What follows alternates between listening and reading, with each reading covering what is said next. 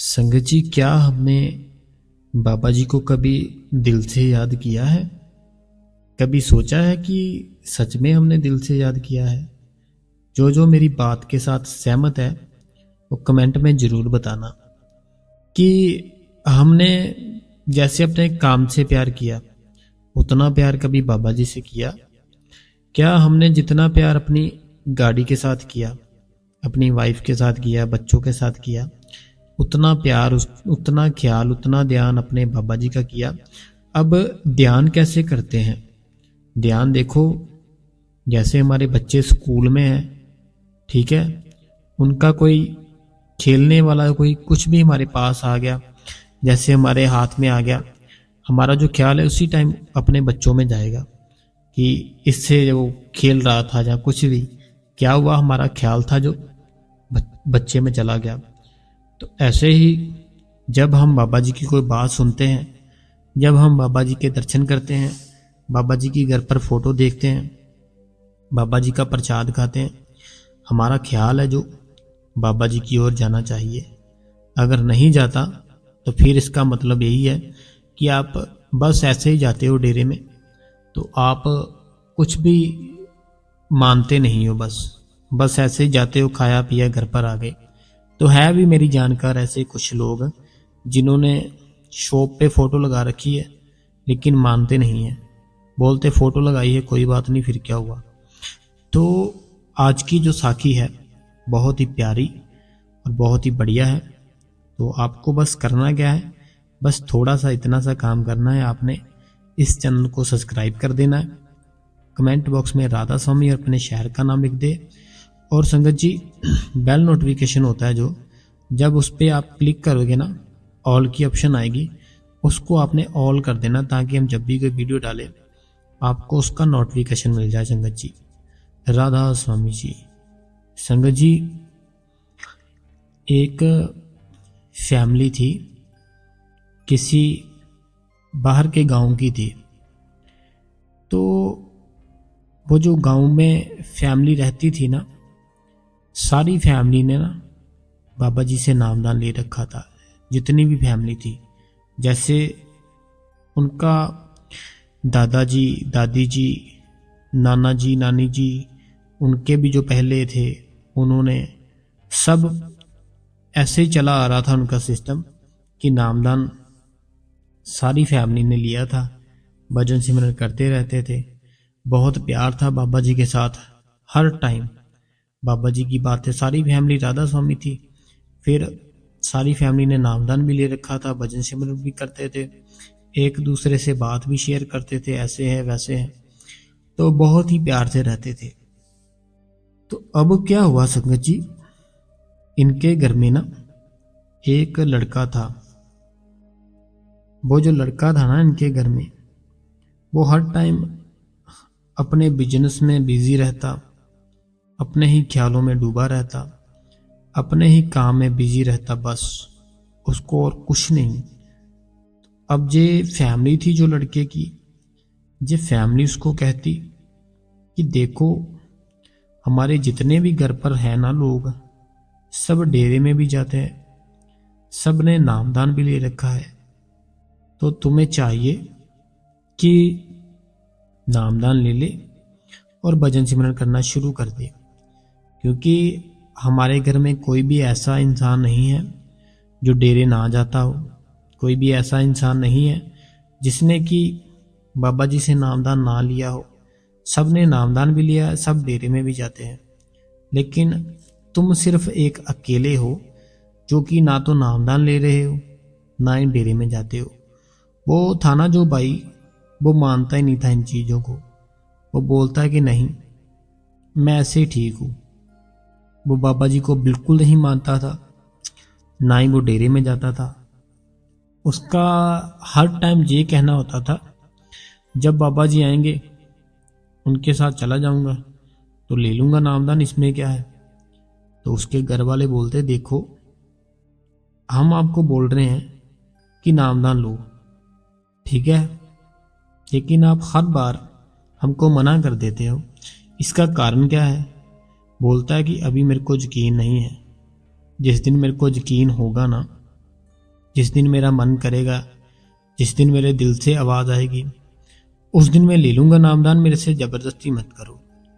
वो बोलते भाई ठीक है, तेरी मर्जी है, तेरी लाइफ है, हम तो तुझे समझा ही सकते हैं और यही बता रहे हैं हम कि हमारे घर सब राधा स्वामी है, सारी फैमिली सब ने नामदान लिया, तू भी ले ले बस, और कोई कारण नहीं है।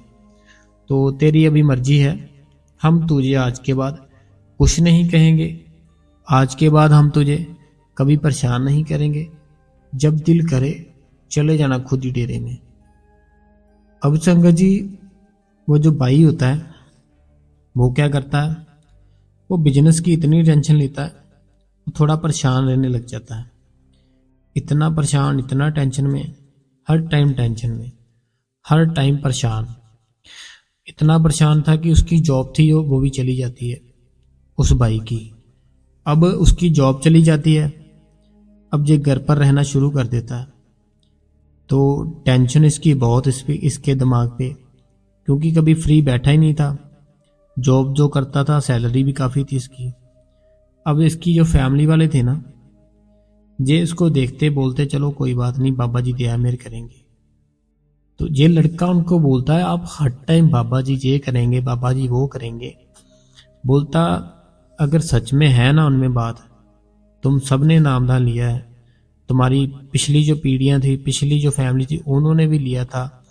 इतनी अगर हम सबसे सब नामदान लेकर जब कर रहे हैं ना इतने टाइम से, अगर मैंने नहीं लिया, मैंने नाम और ना ही मैं मानता हूँ, अगर सच में उनमें है ना कोई बात तो आकर मेरे को खुद ले जाए। तो वो लड़का बोलता है अपनी फैमिली को, अगर है ना सच में सच्चे वो, अगर सच में है उनके पास कोई बात, तो उनको मैं ये बोलता हूँ कि आओ आप मुझे खुद ले जाओ साथ, फिर मैं चला जाऊंगा आपके साथ, फिर मैं नामदान भी ले लूँगा।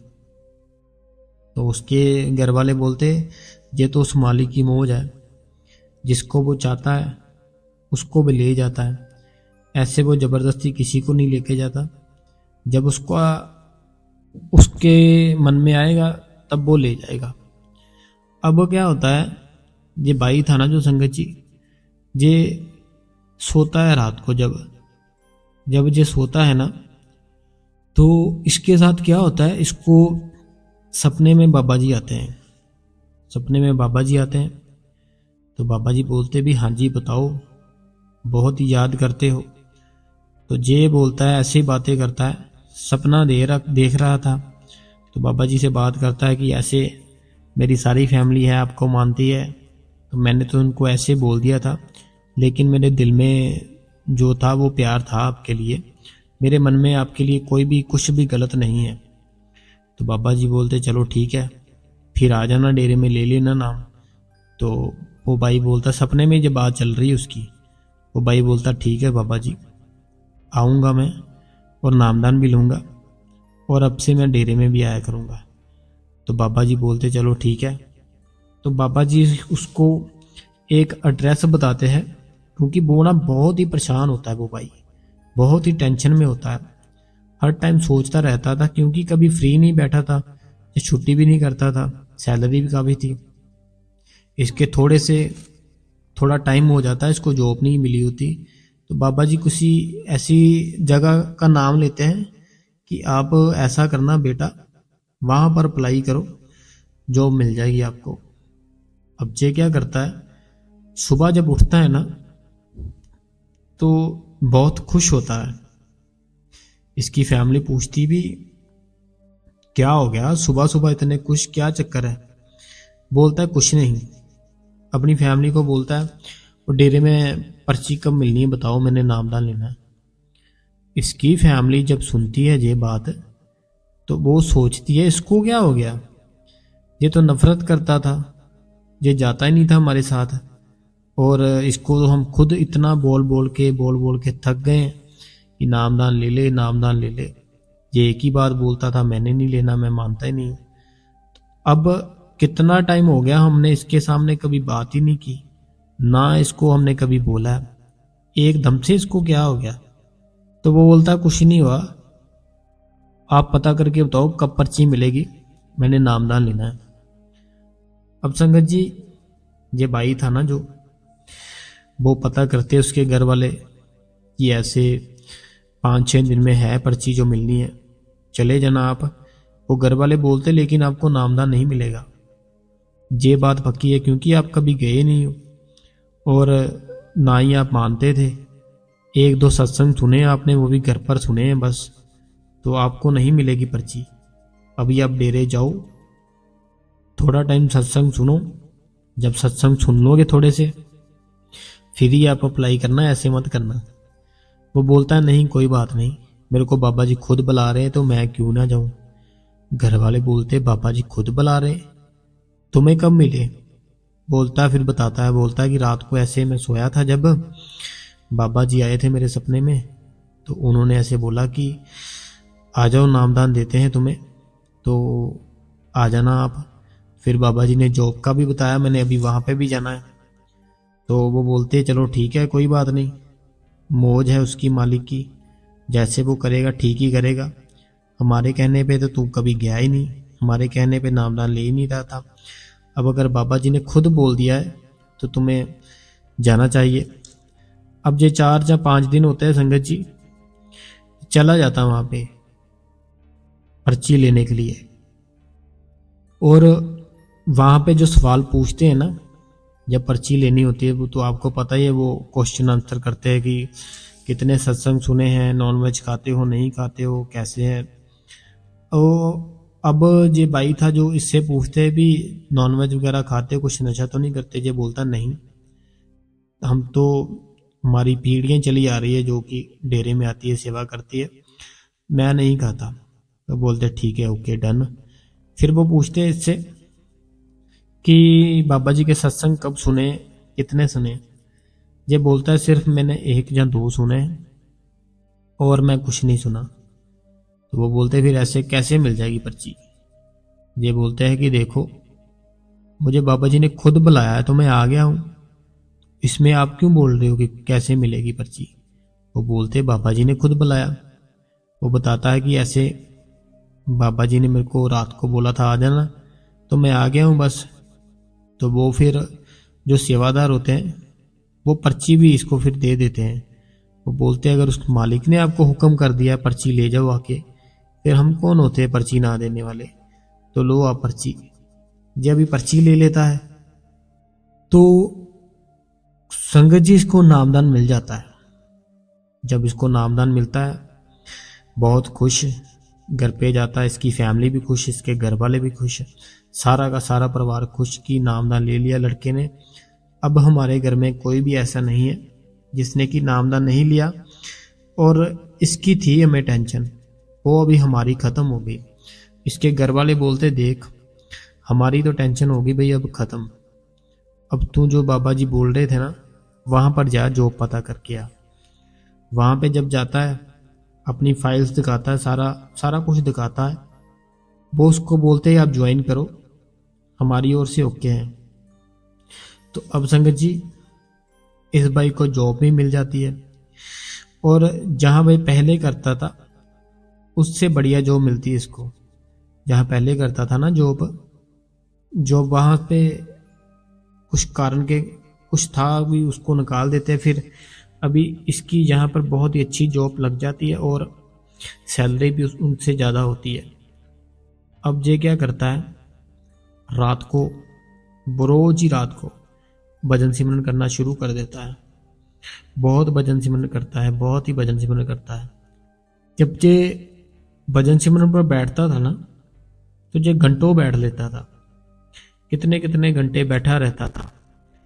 इसकी जो फैमिली थी, इसकी फैमिली इसको बोलती है कि देखो शादी करनी है तुम्हारी तो एक थोड़ा सा बता दो हमें भी, कैसी लड़की चाहिए, कब करोगे?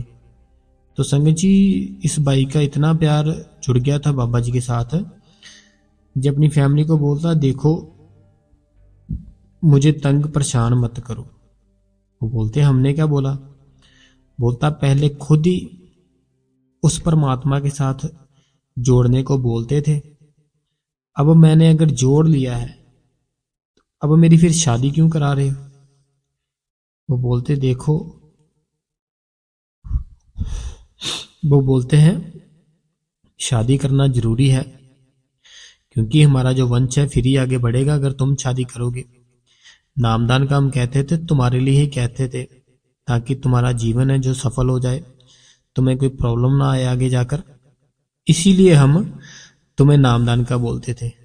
अब बाबा जी ने तुम पे दया मेहर कर दी, बाबा जी खुद आकर तुम्हें बोल गए कि आना डेरे में, तुम चले गए, मिल गई पर्ची, नामदान मिल गया। तो शादी तो एक वंश है जो हमारा आगे बढ़ेगा तुम्हारी शादी से। जब भाई बोलता नहीं मैं नहीं करनी शादी, क्योंकि इसका जो प्यार था ना बहुत ही पड़ चुका था बाबा जी के साथ। ये चाहता था कि मैं भजन सिमरन ही करता रहूं हर टाइम, तो मैं और कुछ भी ना करूं, बस भजन सिमरन पर बैठा रहूं। अब इसके घर वाले इसको फिर से वही शादी के लिए बोलते।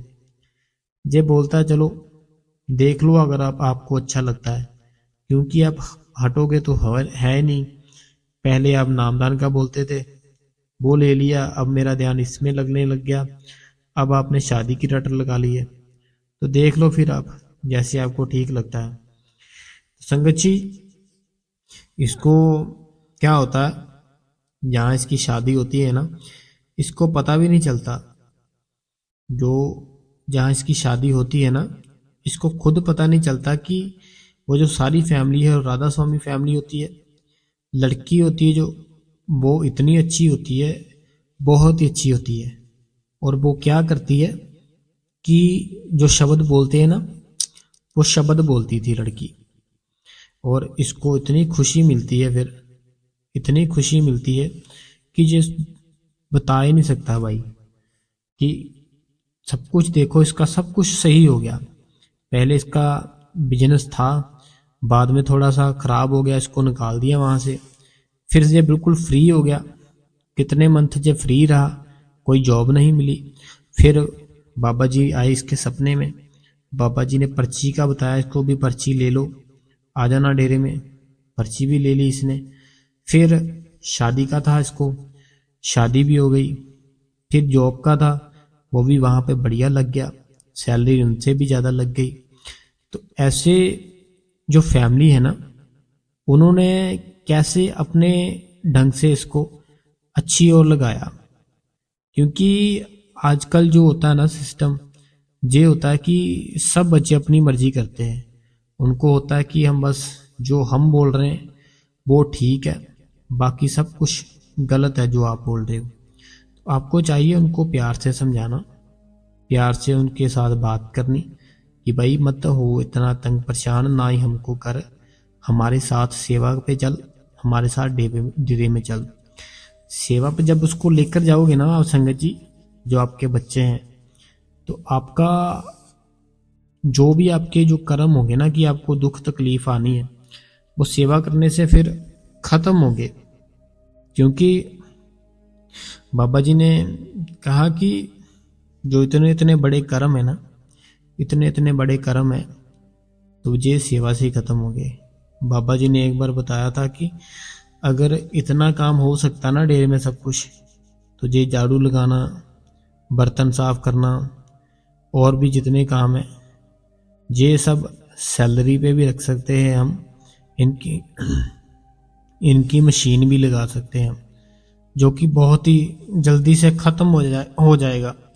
लेकिन जो सेवा करती है ना संगत, जब आती है, उनके कर्म खत्म करने का और कोई रास्ता नहीं है, ये सेवा ही है। तो इसीलिए हम ना तो कभी बाहर के लगाए हैं जो सैलरी लेते हैं, ना ही हमने कभी मशीन का देखा, क्योंकि हमें पता है जो हमारी संगत है इनको इस चीज़ की ज़रूरत है। इसीलिए हमने सेवा कभी भी ना तो हमने ख़त्म होने को बोला ख़त्म कर दो, ना हमने कभी सैलरी पे किसी को रखा।